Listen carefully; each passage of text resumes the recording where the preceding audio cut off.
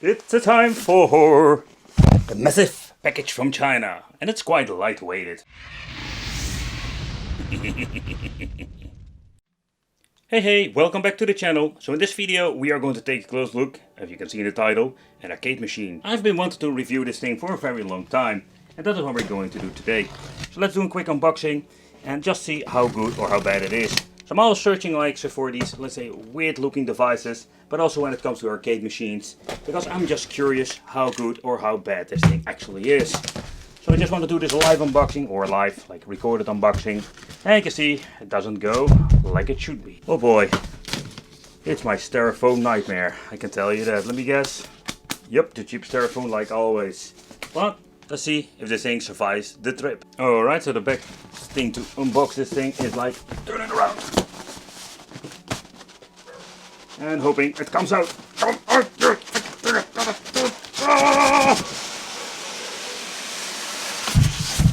Yeah. Oh man, this styrofoam nightmare. Oh man, oh man, oh man.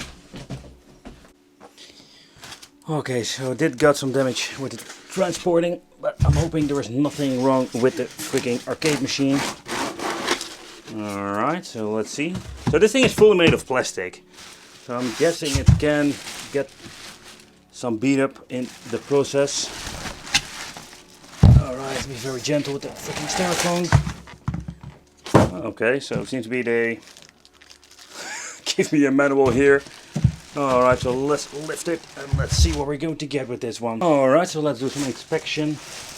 Okay, so this thing is already mentioned fully made of plastic, and you can already feel, or maybe can even hear that it is very thin. Just a sticker at the front that needs to be like the bezel. So I had my eyes on this thing for a very long time. And this is not like a case of I got my eyes on the price, because that's absolutely not the case here. I'm always searching for cheap devices to pick up from AliExpress, and this is one of them, called a simulator video game. I'm very glad that it didn't have any, say, damage externally, because I did see the box itself got some beatings in the process. But when looking at this device itself and looking at the decals, I get the feeling more like, oh man, what did I buy? And when you're looking at the decals, this is just actually the decals that we're going to get on the system. And this just basically explains what we're going to get. So let's first of all, this thing runs on Android. There's a 10.1 inch display. I have no idea what this 9H is for. And yeah, the 3.9 kilogram can be exactly the weight of that it is. It supports 8-bit and 16-bit, but we do have the option to add an CF card. And it says here we can even run Dreamcast and PlayStation, stuff like that. So that's something that we're going to figure out if that's going to be actually working and how good it is. So here we're going to get the control panel, and at first I was thinking, hey, it's an 8-bit layout, but nope, when you're looking at it, it's a quite weird choice. We do have the select and start over here. I was thinking, why didn't you use those like tiny buttons for over here at the top? But nope, they've chosen to put them over here. Then we're going to get the weird configuration of A, B, C, D, L, and R. Such a weird thing. The button quality is your long, cheap travel buttons, and the joystick itself doesn't feel really bad, but it's again like this cheap long travel joysticks. Over here we're going to get the on off switch, then we're going to get here the back button, I'm guessing to go back in the menu, and we're going to get the volume control over there. They're not really noticeable, but then we're going to get over there like a left and right speaker. The artwork on this thing is kind of weird, and yeah, not in a good way. So I don't know if the camera picks it up, but you can see there is even some problems with the sticker itself. It's really low quality, and I think it's even damaged over here. But it has a fancy grip to take this thing with you. And over here we're going to get the micro USB for charging. Then we're going to get a USB 2.0 for connecting a controller. And of course do have the option for a CF card, but we've already seen at the front. But how good this USB device is going to be working, recognizing every controller, yeah, it's going to be a freaking nightmare. But it is based on Android. Okay, when pressing the on-off switch, it goes on. Yep, Captain Obvious mode. But this arcade called the DIY arcade. No idea why. But let's remove this freaking screen protector. Wait, before I forget, ASMR mode.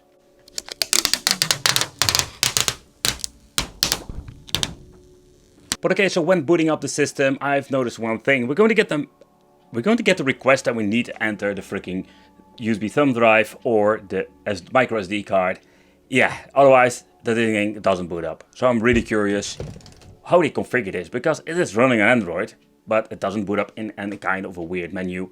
That's it. So the firmware is on the freaking device or the SCF card. So let's take a close look at this. Oh boy, so let's take a close look at this thing. What are we going to get in here? So we're going to get ourselves the deluxe toilet paper manual, and hey, look what we found here. The firmware, that is convenient.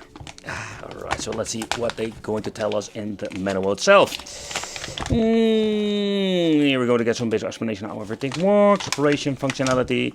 I must give them some extra credit because they did like manage to get us at least a decent manual with some good explanation, even how to add games, stuff like that. I need to make the game folder. Did see this configuration method before, and here see like all the kind of stuff, how naughty they are. Okay, but the thing is, it's a naughty manual, a toilet paper manual, but the question remains, how good will this thing work? Do we really need this USB thumb drive, or can we just plug in this thing? 1 GB card. That's not going to be very exciting. Alright, so let's take a close look what happens when you plug in the card reader in the USB port. This is what you're going to get, and there is nothing you can do with it because nothing responds at all. They are using this freaking awful piece of software that makes no sense. For example, if I want to boot up a PlayStation 1 game, the only thing that happened, it goes straight back to the main menu. Try different format, different kind of games, doesn't matter, it doesn't boot up at all. Okay, but what happens if we're actually going to get a game booted? Yeah, it's going to be looking like shit because the display they are using is absolutely low quality. It's not an IPS, and the black is not even black because it's more like this grayish. And I even got a dead pixel somewhere. But you can hear it even like, it sounds like shit. It's really slow. Sounds like crap. Like, how can you sell something like this? Alright, so let's try a game. Even like a freaking crazy 4-second sound delay, absolutely like unforgivable if you ask me.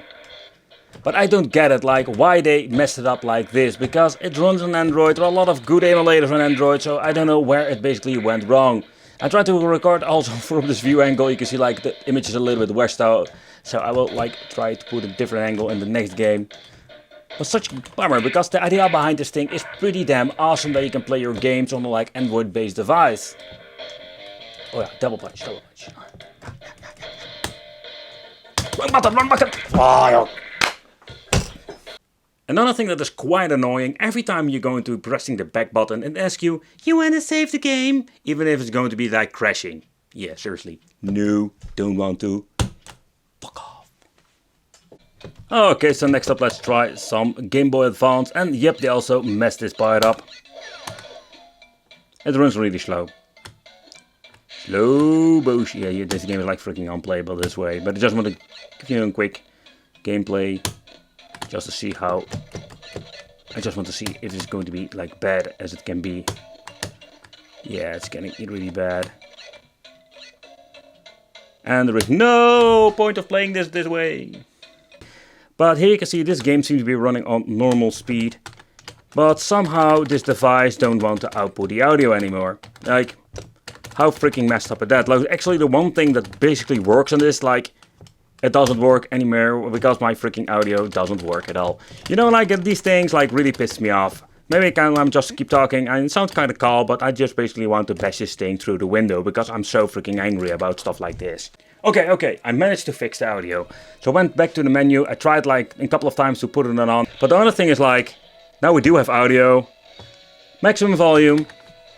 Like, the audio is again like completely messed up. But it's such a bummer because this is actually like the first game that I play on this freaking thing that actually works. Oh, that's quite brutal. This is some hiccups.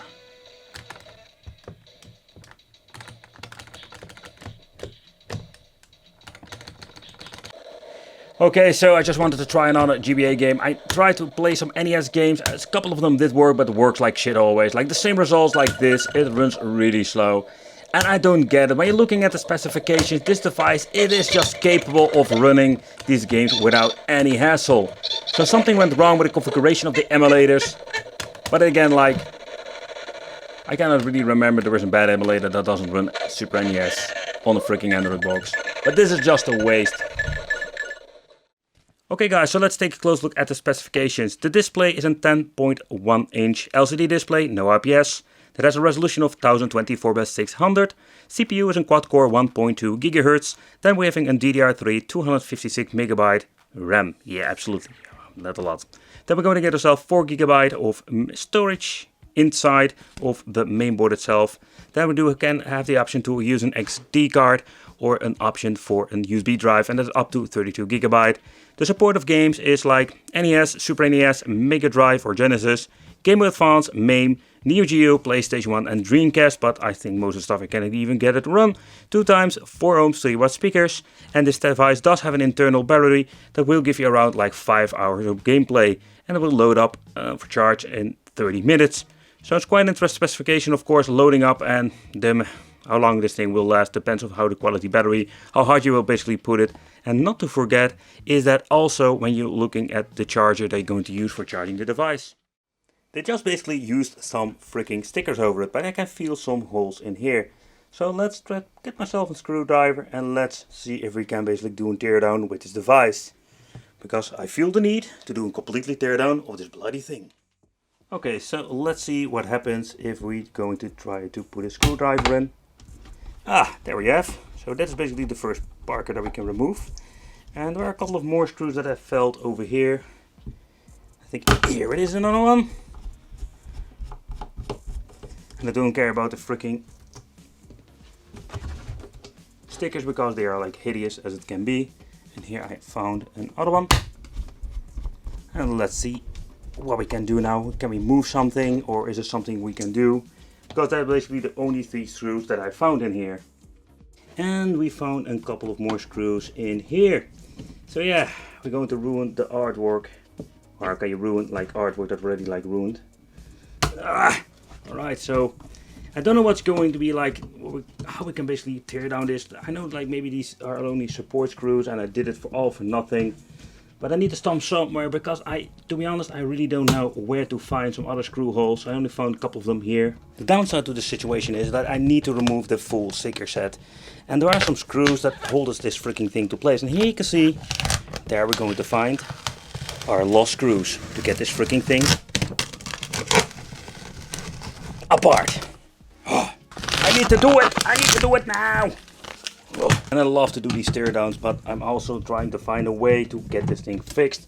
Maybe there is an option to get, let's say, a pie inside, or we can assemble a freaking Pandora's box so we can get this thing to work again, because this is just a piece of crap. Okay, so there were a lot of screws in this freaking thing. I'm happy that I removed the sticker, otherwise there was no way of basically finding everything. Here we're going to get the main board itself.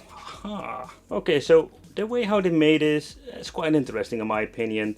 So let's start with the main board, because this is basically where all the magic happens. Like, all the magic, because everything has been connected to this freaking thing. Okay guys, so when you're looking at the main board and everything that basically like gets this thing running, it's a way how I've never seen this before. Like, this is basically like they hooked up everything to this freaking device. To begin with, here we're going to get the cable for the power adapter. Here to go the ribbon cable to the monitor itself. It's a flat cable. But that's a little bit of a bummer. I was hoping for that was using some like kind of an internal VGA cable or HDMI. Yeah, this is going to be quite tricky to get, let's say, something else working here, or I need to find a converter cable for this LCD. I will look into that later on.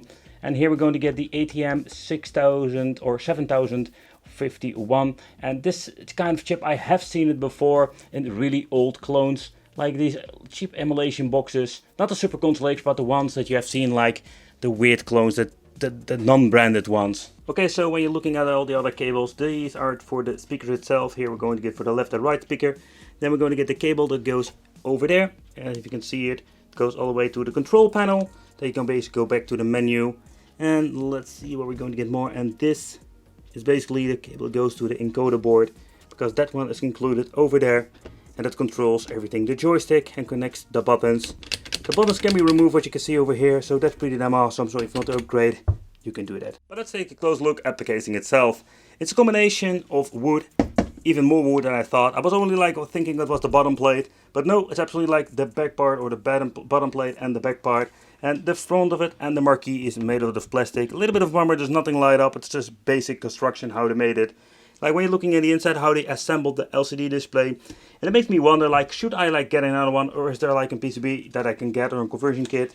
So kind of use this freaking ribbon cable and get this to work with a Pandora's box. Because when it comes to the controls, you can see like you can switch out the buttons fairly easy. Not going to need it, to be honest. Maybe I can switch out to Senwa parts and like get myself like a cable 3 so I can hook up like the controls and do some soldering, being creative and get everything to work. Because I think it would be really cool if you slap like a Pandora's box inside of this machine, or maybe in Pi, but I think a Pandora's box is so much easier to do. And yeah, just have some fun with it. But it's something we're going to do maybe in the future. The idea about having an Android box inside an arcade machine and like slapping some software on it, you can add your own games, that's pretty cool. But it doesn't work at all, and the way how they configured it makes no sense whatsoever. Besides that, the hideous artwork, like they did a lousy job when it comes to putting some sticker on it. By the way, this thing, I thought it was fully made of plastic, but there are some wooden panels in it. At the bottom you can see there are some wooden pedals. And yeah, that's basically what we're going to get, and they want to make it clear, it's made in China. This is just a great example how bad a freaking product can be. And I'm not talking about the controls for once, because most of the time I'm just bitching about the controls, but that's not the case over here. The simulator video game, and this is one of those reasons why I make reviews, just to check out how good or how really bad it is. And this is one of those products that you really need to avoid. Maybe this thing can be like a cool DIY product for yourself, ripping it apart, slapping a Pandora's box or Raspberry Pi in it. But let's be honest, if you need to pay a lot of money, I think it's a waste. Especially if you just want to, let's say, grab something from, let's say, AliExpress, you just want to slap some files in it, play some games, or maybe like ready to go. This is something that's absolutely disappointing. Well, thank you for watching, consider subscribing, hit that little bell, become one of the Wicked family, and I will see you in the next video.